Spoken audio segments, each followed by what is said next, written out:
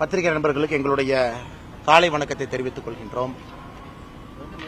சகோதரே, நம்முடைய மாண்புமிகு முதலமைச்சர் திரு மு.க. ஸ்டாலின் அவர்கள் அவருடைய தந்தையார் அவருடைய பாணியை இன்னைக்கு பின்பற்ற ஆரம்பிச்சிருக்கிறாங்க.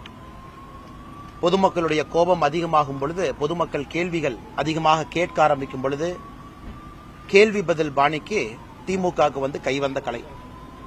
ஆனால் இன்னைக்கு ஒரு அறிக்கையை அவர்களே கேள்வியை கேட்டுக்கிட்டு அதுக்கு அவரே பதிலும் கொடுத்திருக்காங்க. அதுல பாரதிய ஜனதா கட்சி தொடர்ச்சியாக கேட்கக்கூடிய கேள்விகளுக்கும் கூட அதில் முதலமைச்சர் அவர்கள் சில பதிலை அவருடைய எண்ணத்தின்படி சொல்லியிருக்கிறாங்க. இதுல மிக மிக முக்கியமானது, சென்னை புயல் இந்த பகுதியில் பேரிடர் ஏற்பட்ட பிறகு தொடர்ச்சியாக பாரதிய ஜனதா கட்சியினுடைய கோரிக்கை பாதிக்கப்பட்டவர்களுக்கு 10,000 ரூபாய் கொடுக்கணும் ஒரு ரேஷன் அட்டைக்கு அப்படிங்கிறது நம்முடைய கோரிக்கையாக தொடர்ந்து இருந்துகிட்டு வருது. இதற்கு நாம பல லாஜிக் சொல்லியிருக்கோம், காரணம் சொல்லியிருக்கோம். அதாவது இன்னைக்கு மாநில அரசு கொடுக்கக்கூடிய பணம் என்பது SDRF ஃபண்டில் இருந்து கொடுக்கறாங்க. அந்த SDRF ஃபண்டே பாத்தீங்கன்னா 75% மத்திய அரசும் 25% மாநில அரசும் அந்த ஃபண்டுக்கான பணத்தை கொடுக்கறாங்க. அப்படி இருக்கும் பொழுது இந்த ஆண்டு SDRF ஃபண்ட் தமிழகத்தில் 900 கோடி ரூபாய் மத்திய அரசு கொடுத்துட்டாங்க. 450 கோடி, மாநில அரசு 300 கோடி ரூபாய், 1200 கோடி ரூபாய். அதுல SDRF சொல்லியிருக்காங்க 2 நாட்கள் ஒருவர் பாதிக்கப்பட்டிருக்க வேண்டும், குறிப்பாக உடைமைகள் இழந்திருக்கிறாங்க, பொருள் இழந்திருக்காங்கன்னா எப்படின்னு சொல்லியிருக்காங்க. அதெல்லாம் நீங்க கணக்கு போட்டு பாத்தீங்கன்னாவே 5400 ரூபாய் சாதாரணமா வரும். அதன் பிறகு அவர்களுடைய ஒரு வாரமா வேலைக்கு போகல, சில பேர் ஹாஸ்பிட்டலுக்கு போயிருப்பாங்க, சில பேருக்கு இன்னும் தொடர்ச்சியாக பாதிப்புகள் பேரிடர் நடந்து முடிந்த பிறகு இருக்கும். இதையெல்லாம் கணக்கீடாக வைத்து நாங்கள் சொல்லிக் கொண்டிருக்கின்றோம். 10,000 ரூபாய் என்பது குறைந்தபட்சமாக கொடுக்கணும். அதற்கு பலதரப்பு கருத்துக்கள் வருது. உதாரணத்துக்கு முதலமைச்சருடைய மகன் உதயநிதி ஸ்டாலின் சொல்றாங்க, உங்க அப்பா வீட்டு பணத்தையா கேட்டோம், நாங்க டெல்லியில இருந்து தானே கேட்கிறோம், எங்களுக்கு கொடுங்க. டெல்லியில இருந்து தான் 75% பணத்தை கொடுத்திருக்கிறாங்க. SDRF ஃபண்டினுடைய 75% மத்திய அரசினுடைய பங்கீடுதல் இருக்கு, தொகை இருக்கு, கணக்கு இருக்கு. ஆனா இதையெல்லாம் இங்க இருக்கக்கூடிய அரசியல்வாதிகள் புரிஞ்சிக்காம ஒரு அரசியல் விமர்சனமாக தொடர்ந்து வைத்துக் கொண்டிருக்கிறார்கள். அதே போல இரண்டாவது, மத்திய அரசினுடைய குழு வந்தாங்க, 4 அதிகாரிகள் வந்தாங்க. தமிழகத்தில் இருக்கக்கூடிய 4 அதிகாரிகள் கூட்டிட்டு போனாங்க. இந்த அதிகாரிகள் பார்வையிட்டாங்க. அதிகாரிகள் எப்பொழுதுமே ஒரு அதிகாரிகளை விட்டுக் கொடுப்பது கிடையாது. இந்த அதிகாரிகள் என்ன சொன்னாங்க, மத்திய அரசு அதிகாரிகள் தமிழகத்தில் இருக்கக்கூடிய அதிகாரிகள் வேலை செஞ்சிருக்கிறாங்க அப்படின்னு. அதை பாரதிய ஜனதா கட்சி ஏற்றுக்கொள்ள போவது கிடையாது. ஏன்னா நாங்க மக்களுடைய எண்ணத்தை தான் பிரதிபலிக்க முடியுமோ தவிர மத்திய அரசினுடைய எண்ணத்தை நாங்கள் பிரதிபலிக்க முடியாது. இந்த பேரிடர் விஷயத்தை ஹேண்டில் பண்ணதுல திமுக மொத்தமாக செயலிழந்து நிற்கிறது. சாமானிய மனிதன் எல்லோருக்கும் தெரியும், மொத்தமாக மோசமாக இந்த பேரிடர் காலத்தை கையாண்டிருக்கின்றார்கள். அதற்கு அதிகாரிகள் 4 பேர்த்த கூட்டிட்டு கூட திமுக எம்பியை வச்சுக்கிட்டு தண்ணியே வராத இடத்துக்கு போய் காட்டிட்டு அவங்களுக்கு ஒரு பிரசன்டேஷன் போட்டு காட்டிட்டு பேட்ச்மேட் இங்க இருக்கிற பேட்ச்மேட் மத்திய அரசு டெபுடேஷன்ல இருக்கிற பேட்ச்மேட் கிட்ட பேசி, இங்க இருக்கிற IAS அதிகாரி மத்திய அரசு இருக்கக்கூடிய IAS அதிகாரிகிட்ட பேசி பேட்ச்மேட் பேச வச்சு பேசுறதெல்லாம், இதை முதலமைச்சர் நம்புறாருன்னா இதை விட காமெடி எதுவுமே இந்தியாவில் இருக்க முடியாது. எங்க பேரிடர் நடந்தாலும் கூட ஒரு மாண்பு, மத்திய அரசினுடைய அதிகாரிகள் மாநில அரசை கிரிட்டிசைஸ் பண்ண மாட்டாங்க. அது ஒரு மாண்பு, அது ஒரு டிப்ளமசி. அவங்க எல்லாம் அரசு துறையில பணிபுரியறவங்க யாருமே முதலமைச்சர் மோசமா பண்ணாங்கன்னு யாரும் சொல்ல மாட்டாங்க. இது எப்படி இருக்குன்னா, ஒரு வீட்டுக்கு போனதுக்கு அப்புறம் நல்லா இருக்கீங்கன்னு கேட்டா நம்ம நல்லா இருக்கோமா இல்லையோ நல்லா இருக்கும்னு சொல்லுவோம். இது எல்லா வீட்டிலும் தமிழருடைய பண்பு. அத மத்திய அரசுல இருந்து வந்த 4 அதிகாரிகள் இங்க இருக்கக்கூடிய மாநில அரசு வேலை செஞ்சிருக்காங்கிறது ஒரு சர்டிபிகேட் பத்திரமாக கையில் எடுத்துக்கொண்டு அதை வைத்து ஒரு அறிக்கையும் இன்னைக்கு எழுதி அனுப்பிச்சிருக்கிறாங்க. அதனால் முதலமைச்சர் அவர்கள் ஒப்புக்கொள்ள வேண்டும், அவருடைய அரசு இதை கையாண்ட விதம் என்பது தவறு, மோசம். அதற்கு குறைந்தபட்சம் 10,000 ரூபாய் கொடுக்கணும். மாநில அரசு, மத்திய அரசு 75% கொடுக்கறாங்க. மிச்சத மாநில அரசு தன்னுடைய கையில் இருந்து போடணும். மற்றபடி பணம் கேட்டிருக்கோம், ஆமாம் பணம் வரும், அதுக்கு ஒரு திட்டம் இருக்கு. அது 1947 இருந்து பின்பற்றிட்டு வர்றோம். பணம் கேட்ட பிறகு குழு பார்க்கும், சேதங்களை பார்வையிடும், இங்கிருந்து சேதங்கள் பட்டியல் அனுப்பணும். மத்திய அரசு கொடுக்கக்கூடிய பணம் ஒரு சேதத்திற்கு கொடுப்பாங்க. உயிர் இழந்திருக்குமா இவ்வளவு பணம், உடைமை இழந்திருக்குமா இவ்வளவு பணம், பொருள் சேதம் ஏற்பட்டிருக்கா இவ்வளவு பணம்.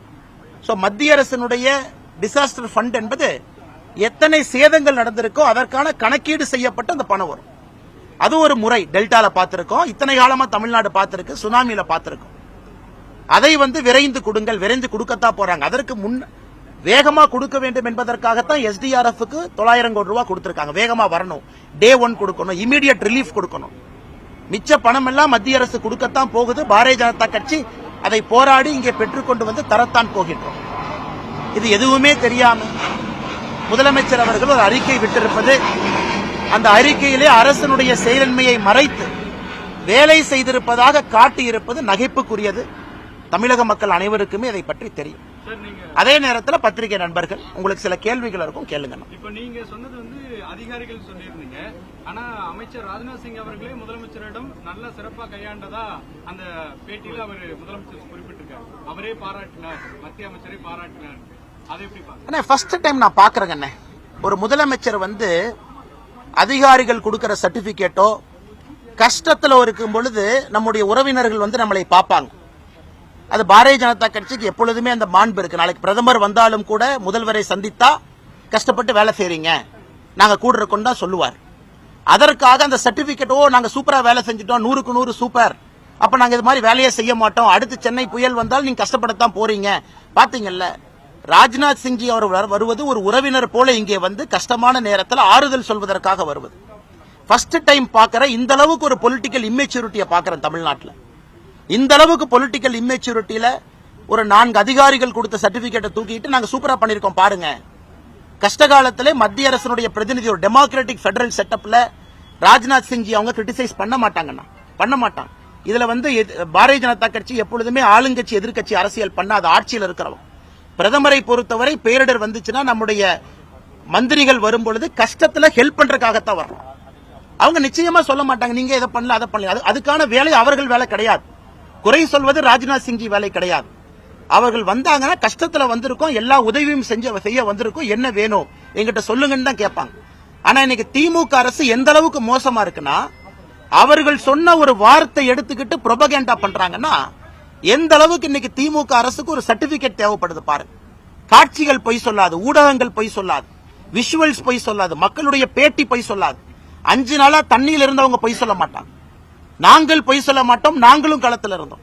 இன்னைக்கு சில அமைச்சர்கள் சொல்றாங்க, தங்கம் தென்னரசன் உட்பட சில அமைச்சர்கள் சொல்றாங்க பாரதிய ஜனதா கட்சி எங்க போச்சு.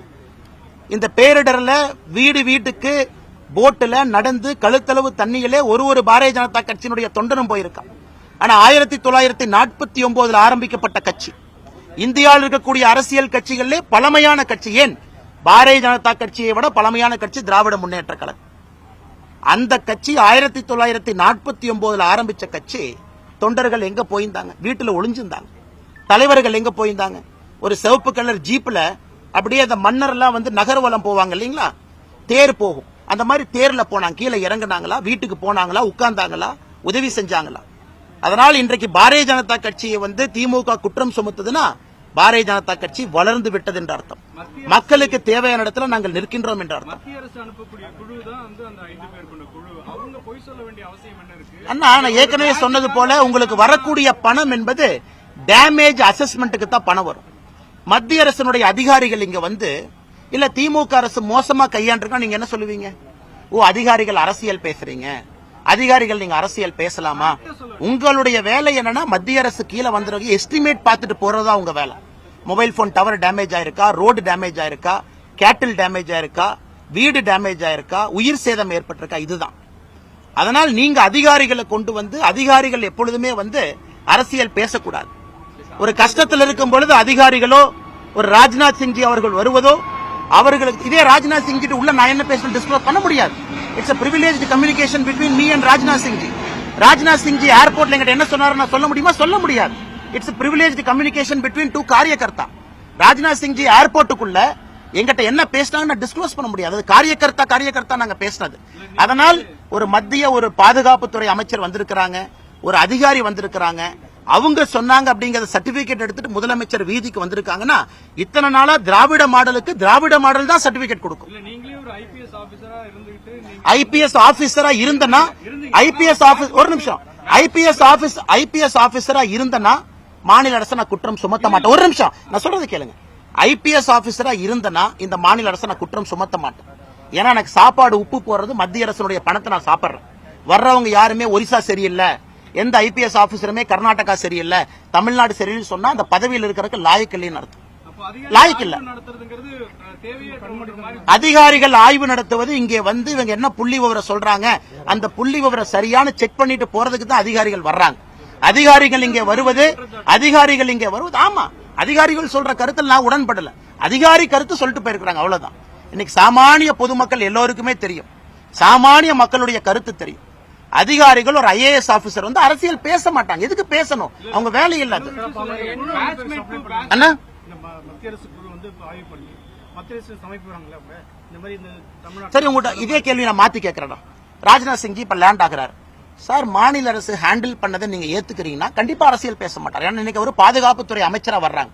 நாளைக்கு பிரதமர் தமிழகம் வரும்பொழுது சார் திமுக ஹேண்டில் பண்றதை ஏத்துக்க மாட்டாங்க. அவங்க பிரைம் மினிஸ்டரா டிஃபென்ஸ் மினிஸ்டரா எந்த மாநிலத்தை விட்டு கொடுக்க மாட்டாங்க. ஏன்னா அதுதான் எங்களுடைய அரசியல். பொறுப்பில் இருப்பவங்க அப்படித்தான் இருக்கணும். உண்மையை நீங்கள் நானும் பேசலாம். நீங்கள் நானும் உண்மையை மறைக்காம மேக்கப் போடாம பவுடர் பூசாம உண்மையை பேசிக்கிட்டு இருக்கோம். ராஜ்நாத் சிங் எப்படி உண்மையை பேசுவார்? அவர் பாதுகாப்புத்துறை அமைச்சர். அவர் மத்திய அரசு சார்பாக ஹெல்ப் பண்றதுக்கு வந்திருக்கார். இதற்காக திமுக கோட்டை விட்டதை மறைக்க முடியாது. உண்மை என்னமோ உண்மையை பேசணும். தயவு செஞ்சு 3 ஐஏஎஸ் அதிகாரிகள் வந்திருக்காங்க, பேசியிருக்காங்க, அதெல்லாம் தயவு செஞ்சு எடுத்துக்காது. முதல் டைமா தமிழ்நாட்டில் பாக்குறேன். இதே ஐஏஎஸ் அதிகாரிகள் கர்நாடகா போவாங்க. அங்க ஒரு கட்சி ஆட்சியில் இருக்கும்போது கோட்டை விட்டா அவங்க சொல்லுவாங்க. ஆளுங்கட்சி எப்பவுமே அவங்க சர்டிபிகேட்டை தூக்கிட்டு வந்து இதுவரைக்கும் நான் பார்த்ததில்ல.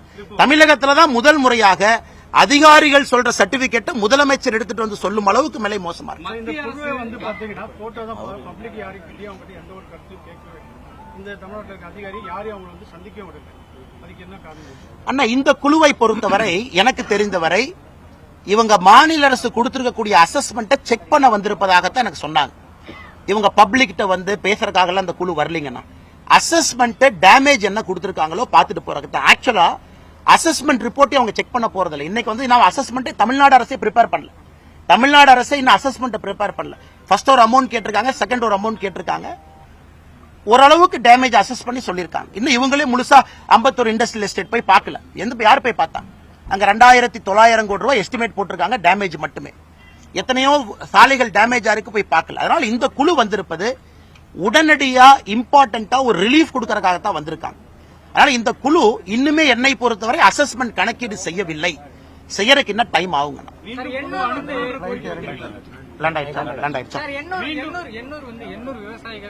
அண்ணா, இன்னைக்கு எங்களுடைய டீம் வந்து சென்னை பெட்ரோ கெமிக்கல் கார்பரேஷனை பார்க்க போயிருக்காங்க. நேற்று நான் எம்டி கிட்ட பேசியிருக்கேன். ஒரு பக்கம் மத்திய அரசு எல்லாரும் களம் இறங்கி இருந்தாலும் கூட சிபிசிஎல் இதற்கு பொறுப்பேற்று களத்திலே வர வேண்டும் என்பது எங்களுடைய கோரிக்கை. எங்களுடைய தலைவர்கள் இன்னைக்கு சிபிசிஎல் பார்த்துட்டு இருக்காங்க. அவங்க ஒரு ஃபண்டை ஒதுக்கீடு பண்ணி அவங்க உள்ள வரணும். அதான் பாரதிய ஜனதா கட்சியினுடைய விருப்பம். நாங்கள் அதற்காக போராடுவோம். எந்த மாற்று கருத்திலான பிளைட் லேண்ட் ஆயிடுச்சு திரும்ப.